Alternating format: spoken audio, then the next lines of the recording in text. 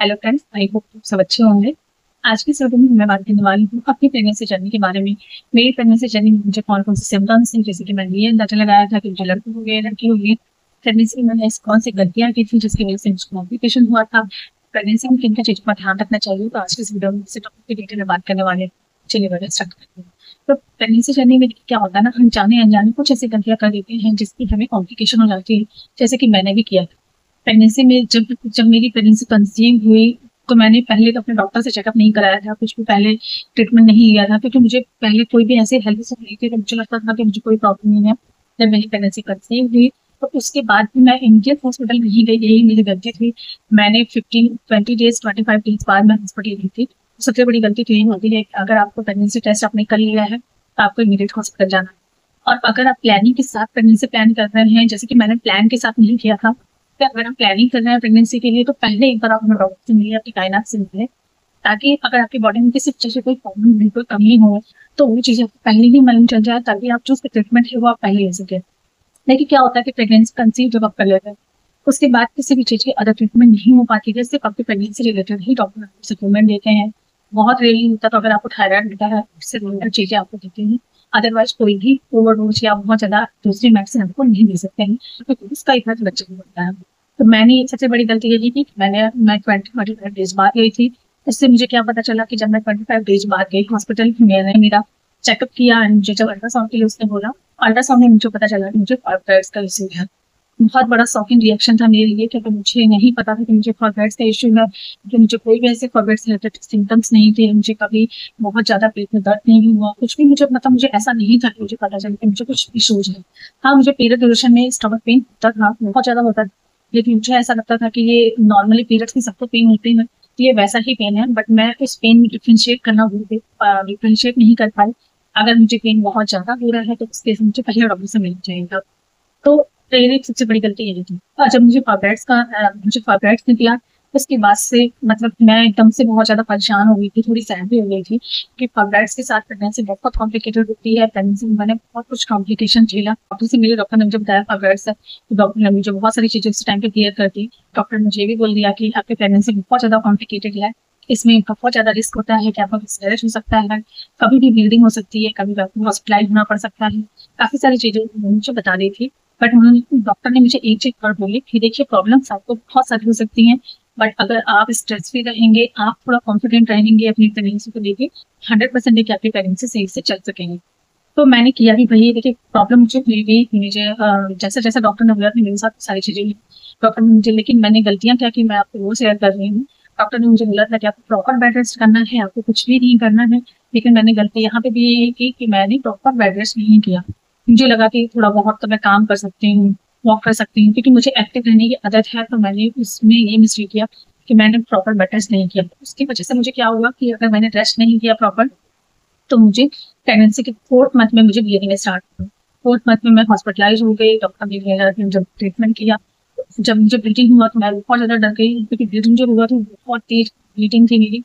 मतलब इतना ज्यादा ब्लीडिंग स्टार्ट हो गया था कि मुझे हॉस्पिटल जाने तक ही काफी ज्यादा मतलब ब्लीडिंग हो चुकी थी मेरी। तो मैं तो यही डर रही थी कि मतलब मुझे मिसकैरेज हो गया, मेरा बच्चा खराब हो गया होगा। तो जब मैं हॉस्पिटल गई, डॉक्टर ने जब अल्ट्रासाउंड मेरा किया, उसमें जब बच्चे की मैंने हार्ट बीट सुनी, तब जाके मैं थोड़ा रिलैक्स हुई कि मतलब बच्चे की धड़कन चल रही है, तो इसका मतलब है कि बच्चा नहीं खराब हुआ। उसके बाद क्या हुआ, जब मैं घर पे तो मैं 2 3 दिन एडमिट रही, मेरी ब्लीडिंग फिर भी चली रही थी। जब ब्लीडिंग थोड़ी कम हुई तो मैं डिस्चार्ज होकर घर पे आई। लेकिन जब मैं घर पे आई तो मुझे फिर से नेक्स्ट से बहुत ज्यादा ब्लीडिंग स्टार्ट हो गई। उस टाइम पे मैं रेस्ट कर रही थी, बट मुझे ब्लीडिंग इतना ज्यादा फिर से हुआ कि मैं वापस हस्बैंड ने डॉक्टर ने मुझे वापस से एडमिट कर लिया। और उसके बाद में पूरा 1 वीक हॉस्पिटल में ही एडमिट हुई। तो देखिए, मिस्टेक यही होती है कि डॉक्टर आपको जो चीजें सजेस्ट करें ना, प्लीज आप वही करो। कुछ भी ऐसा करने की जरूरत नहीं है अगर हमसे कि अगर आपको डॉक्टर ने बोला है बेड रेस्ट करने के लिए, तो आप एक्टिव रह रहे हैं, काम कर रहे हैं, ये सोच पूछ के कि प्रेगनेंसी में तो एक्टिव रहना चाहिए। लेकिन प्रेगनेंसी में एक्टिव रहना चाहिए, लेकिन अगर आपकी प्रेगनेंसी नॉर्मल है तो उसी कंडीशन तक एक्टिव रहना है। अगर आपकी प्रेगनेंसी में थोड़ी सी भी कॉम्प्लिकेशन है, तो आपके डॉक्टर ने प्रॉपर बेड रेस्ट के लिए बोला है, तो आपको प्रॉपर बेड रेस्ट ही करना है। तो मैंने यही गलती की, जिसकी वजह से मुझे प्रॉब्लम झेलनी पड़ी। उसके बाद जब मैं हॉस्पिटल से आई तो मैंने प्रॉपर बेड रेस्ट किया, इवन जो कि मुझे डॉक्टर ने बैठने के लिए भी मना कर दिया था, मैं प्रॉपर लेटी रहती थी, अपने पैरों को थोड़ा सा ऊंचा करके हमसे लेटी रहती थी। तो प्रेगनेंसी में यही सारी गलतियां अपनी जॉब पे नहीं करनी होती है। बट मैंने अपनी जर्नी से एक ही चीज सीखा कि अगर आप अपने बच्चे से कम्युनिकेट करते हैं, आप अपने बच्चे से कनेक्ट करते हैं, तो आपकी प्रेगनेंसी ज़रूर सक्सेसफुल होती है। जैसे कि मेरी प्रेगनेंसी में था, मैंने बताया कि मैं 2-2 बार एडमिट, मैं इतना डर गई थी कि मतलब जब दूसरी बार जब ब्लीडिंग हुई तो मैं बहुत ज़्यादा ही डर गई थी। बट मैंने मन में यही ठान लिया था, मैंने बच्चे से कनेक्ट किया, बच्चे से कम्युनिकेट करना स्टार्ट कर दिया। मैंने यही बोला कि अगर मैं प्रेग्नेंट हुई हूँ, अगर मुझे मौका दिया, ये फ़ील करने का मौका दिया है कि मेरी प्रेगनेंसी कंसीव हुई है, भगवान से भी प्रे किया कि अगर ऐसा दिया है तो प्लीज़ मेरी प्रेगनेंसी को सक्सेसफुल करो, प्लीज़ मेरी प्रेगनेंसी अच्छे से हो जाए। मन में मैंने बहुत सारे प्रेज़ किए, अपने बच्चे से कम्युनिकेट करती रही कि प्लीज़ अगर आप आए हो मेरे पेट में तो प्लीज़ अच्छी तरीके से रहो, और मुझे भी परेशान मत करो, आप खुद भी परेशान मत हो, क्योंकि मुझे पता है कि आपको भी इसकी वजह से परेशानी हो रही है। क्योंकि प्रेगनेंसी में बहुत सारी प्रॉब्लम्स होती हैं, लेकिन अगर उसमें आपको ये सारी चीज़ें होती हैं ना, जब ब्लीडिंग, तो जो एक्सपीरियंस, जो फीलिंग थी ना, वो मैं किसी से एक्सप्लेन नहीं कर सकती। मैं कितना भी इस पे वीडियो बना लूँ, फिर भी वो डर, वो जो मन में फील थी, वो मैं चीज़ें एक्सप्लेन नहीं कर सकती, क्योंकि वो बहुत ही ज़्यादा मतलब स्कैरी होता है कि ब्लीडिंग हो रही है, आप रास्ते में जब हॉस्पिटल तक पहुँचते थे, जब तक मेरा अल्ट्रासाउंड नहीं हो जाता था, तब तक मेरे मन में वो डर बना ही रहता था। तो बहुत सारी चीज़ें होती हैं। तो देखिए प्रेगनेंसी में मैं आपको हमेशा, इसीलिए मैं अपने हर वीडियो में ये चीज़ आपको बोलती हूँ, जैसे ही आपकी प्रेगनेंसी कंसीव हो जाए, आपने रिजल्ट चेक कर लिया, अगर रिजल्ट पॉजिटिव आते हैं, तो उसके नेक्स्ट डे ही आप हॉस्पिटल चले जाएँ, कि अगर आपको किसी भी टाइप की कोई कॉम्प्लिकेशन हो, तो वो टाइम पे आपको पता चल सके। नेक्स्ट कि डॉक्टर आपको जो चीज़ें सजेस्ट कर रहे हैं, आपको वही चीज़ें करनी है। अगर आपको डॉक्टर ने बोला है बेड रेस्ट के लिए, आपको बेड रेस्ट करना है, ये करने के लिए सिर्फ वही चीज़ें करनी है। अगर डॉक्टर ने किसी चीज़ के लिए मना किया है, तो आपको तो स्ट्रिक्टली एकदम मना कर देना है कि मुझे वो चीज़ नहीं करनी है। इस तरीके से ये मेरी जर्नी थी। तो फिलहाल उसके बाद से मैंने अपने आप बहुत ज़्यादा केयरिंग की, बेटी भी रही, मेरी डिलीवरी भी अच्छे से हो गई, एंड मुझे ये चीज़ पता था कि मुझे बेबी गर्ल, मुझे ये चीज़ इसलिए फ़ील हो रहा था क्योंकि बच्चे की जो मूवमेंट थी, एंड जो चीज़ें मैं परेशान थी, जो चीज़ें मैं झेल रही थी ना, वो मुझे ऐसा लग रहा था कि मेरे पेट में लड़की भी है। मुझे इसलिए वो लग रहा था, तो मुझे ऐसा फ़ील हो गया था कि बेबी गर्ल ही है, क्योंकि बेबी गर्ल ही इतनी स्ट्रॉन्ग होती हैं, तो वो सारी चीज़ों को झेल लेती हैं।